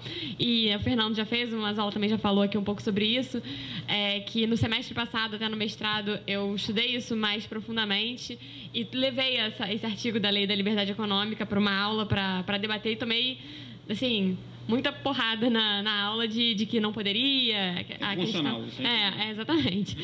E fiquei muito feliz de ouvir as suas considerações sobre o assunto. Então, acho que é melhor a gente passar para o pessoal também poder participar e a gente manter aqui a nossa questão democrática para todo mundo falar. Senhores, então, só um aviso, nós vamos encerrar rigorosamente meio-dia e teremos, antes do fim da palestra, um sorteio de 3 livros do professor Fred. Vamos lá, uma pergunta da plateia? Sou Diogo. Mais uma pergunta qualificada da plateia. Bom dia a todos. Queria primeiro agradecer à ESA pela oportunidade de trazer novamente o professor Fred aqui ao Rio, e a gente ter a oportunidade de debater com ele, que é sempre um prazer, além da oportunidade de eu rever um amigo.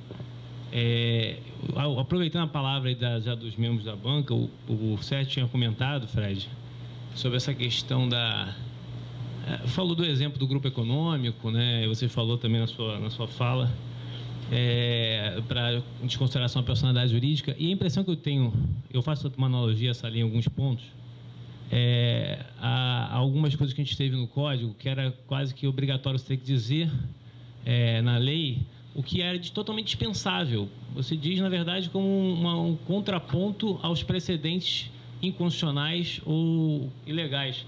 E aí eu dou exemplo, o artigo 489, parágrafo 1º, que simplesmente diz, olha, isso aqui que vocês estavam fazendo está errado. Fundamentar, como diz a Constituição, o artigo 93, não é isso. É uma coisa diferente do que vocês estão fazendo. E aí uma primeira ponderação, uma primeira pergunta, se você entende que a lei, né, da Lei da Liberdade Econômica tem um papel um pouco disso, de tentar demonstrar para o judiciário, não trazer nada de novo, mas tentar dizer o que ele não poderia fazer de acordo com outras leis e a própria Constituição, e esse exemplo da desconsideração com base em mera existência de grupo econômico é um exemplo. E a outra pergunta é uma provocação um pouco mais, voltando também ao tema que já foi também exposto aqui pelo Fernando, aqui na mesa, sobre as convenções probatórias. E eu sou partidário, como você, das convenções probatórias, até pelo um fundamento que você mesmo usou, que é o fundamento de que se eu posso deixar de contestar o fato, eu já estou renunciando ao meu direito de prova, porque eu estou considerando aquele fato incontroverso, e a lei diz que os fatos incontroversos não são objeto de prova. Mas como é que a gente trabalha as convenções probatórias com relação aos poderes instrutórios do juiz, que eu acho que é a maior dificuldade.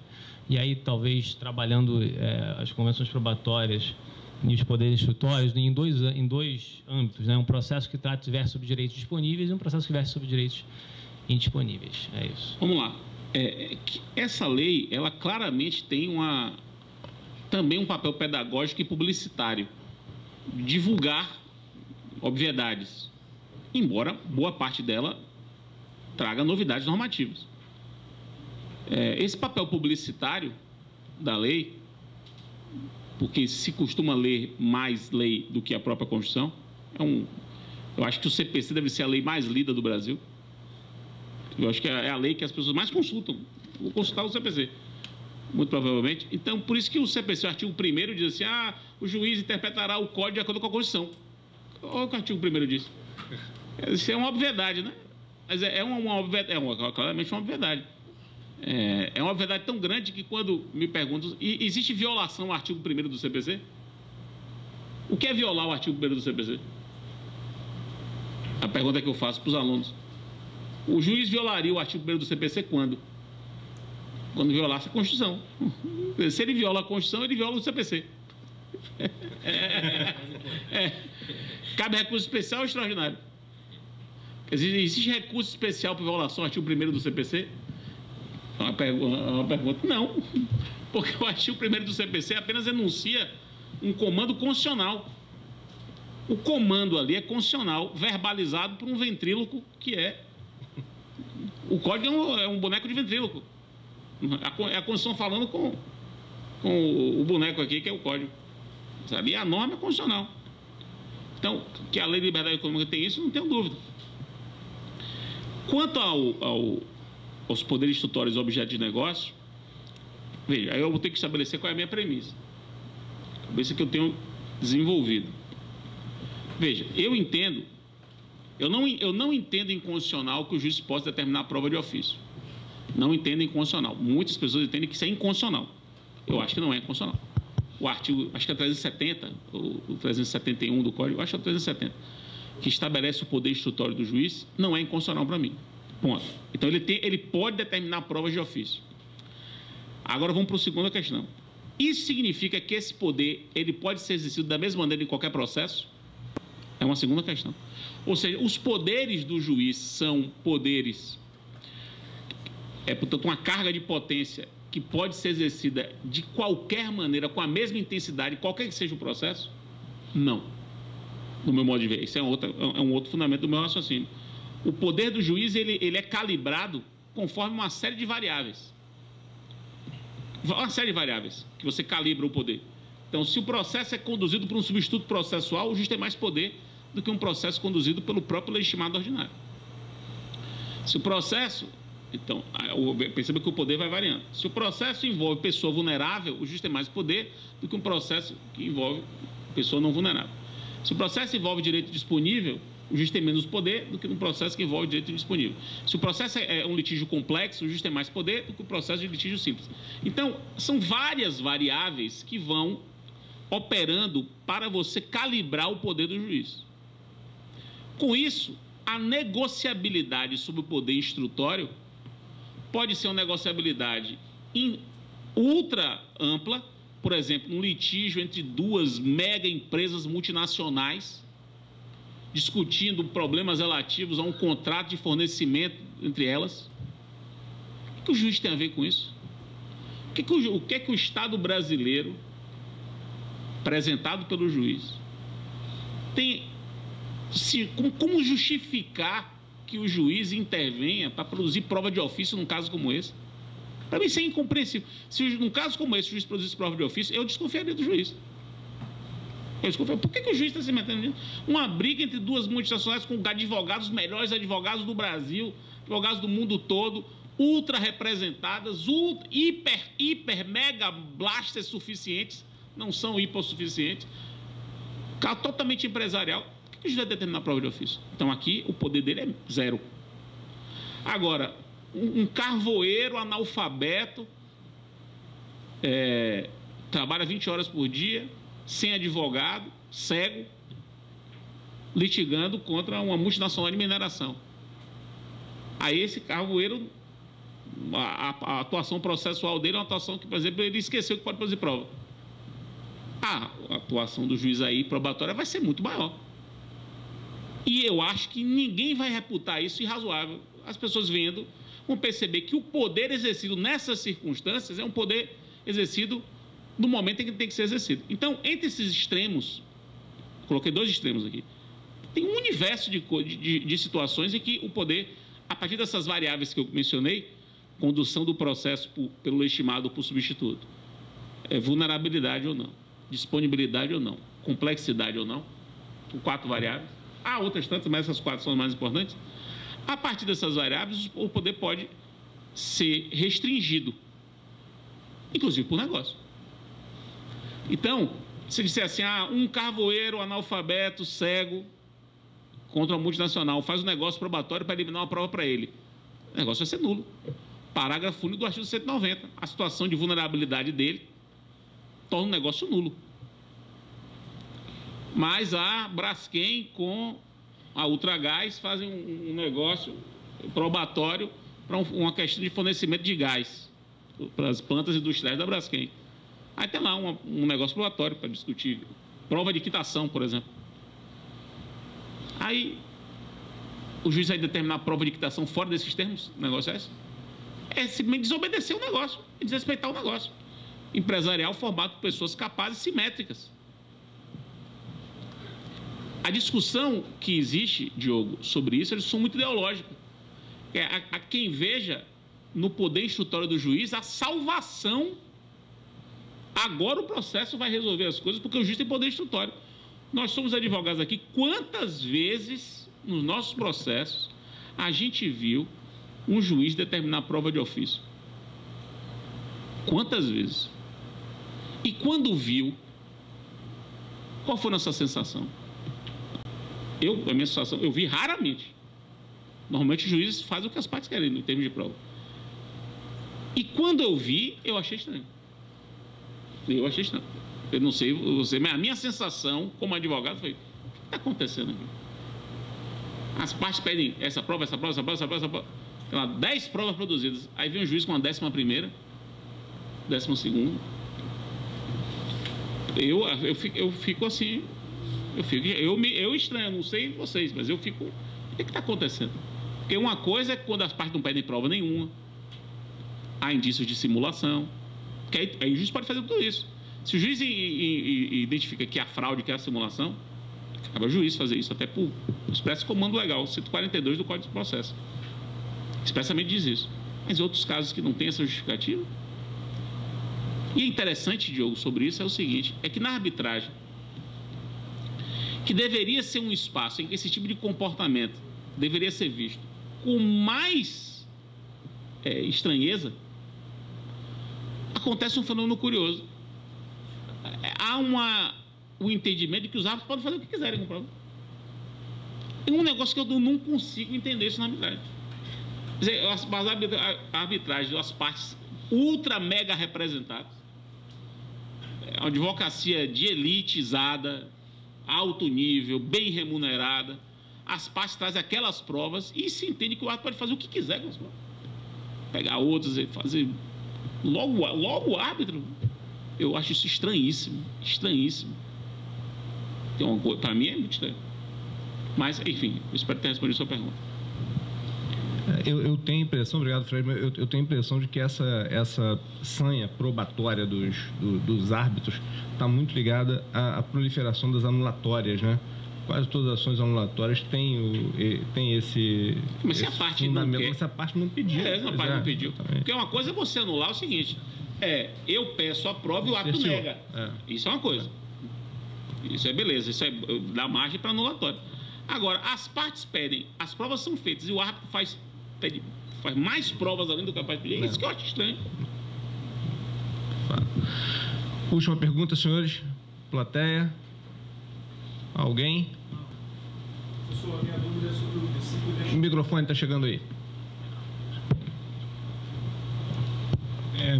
Minha dúvida é sobre a instrumentalidade das formas. Eu tenho visto que os juízes estão usando isso aí a torto e a direito. Tem um caso meu de uma ação de execução de título extrajudicial, que o réu entrou com uma contestação e não entrou com embargos à execução. E o juiz entendeu, emenda e entra com a execução extrajudicial. Mas o embargos à execução tem natureza de ação, né? Não tem natureza de contestação. Eu vejo que eles estão utilizando isso à torta e à direito. O senhor acha que esse princípio é absoluto? Veja, não tem princípio absoluto, né? Evidentemente que não. O próprio STJ disse isso há pouco, quando falou do feriado local, que você tem que comprovar na interposição, não pode mandar emendar pelo 932, inciso 3, o parágrafo único. Então, não tem princípio absoluto. Nesse caso, especificamente, que você mencionou, eu acho que o juiz agiu bem. Esse caso aí, né? Já que você levantou a bola deste caso aí, eu acho que o juiz agiu bem, até porque essa ideia de que os embargos à execução é ação, é algo, é religião, né?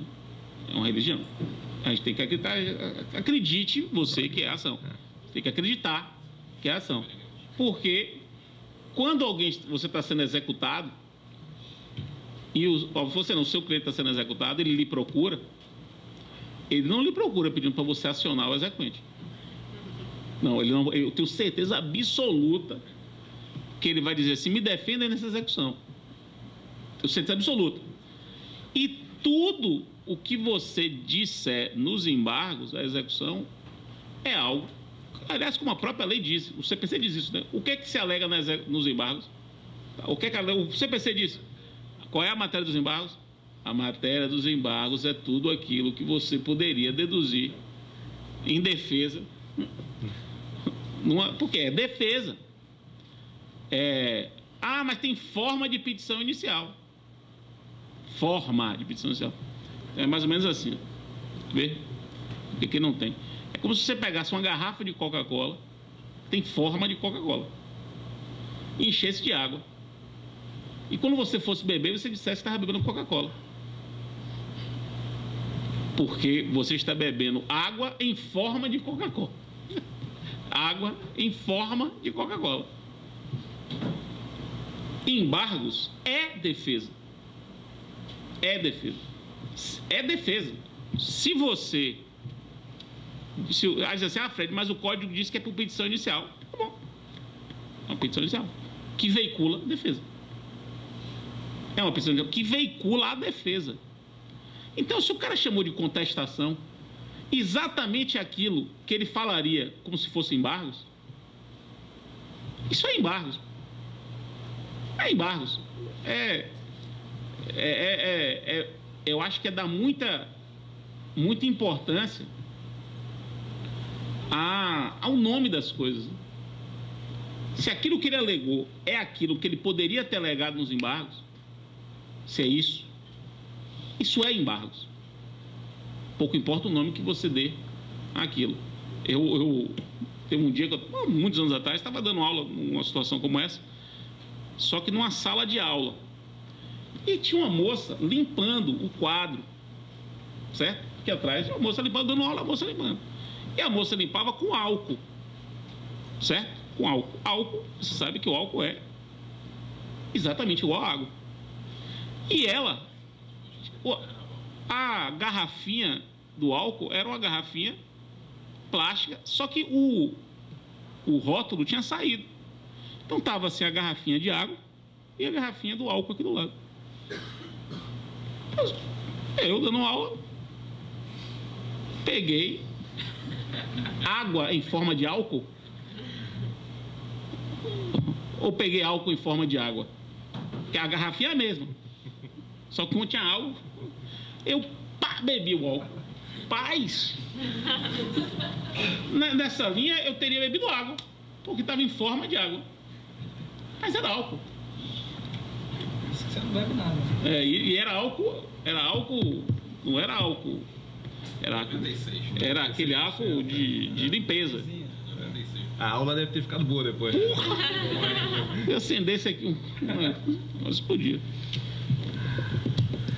Os embargos são bons para recolher custos. Aí tudo esse impacto todo aí. Senhores, então vamos dar por encerrado na sessão de hoje. Muito obrigado, Fred, mais uma vez pela presença. Só um minutinho que eu vou fazer o sorteio dos livros aqui, como a gente faz tradicionalmente.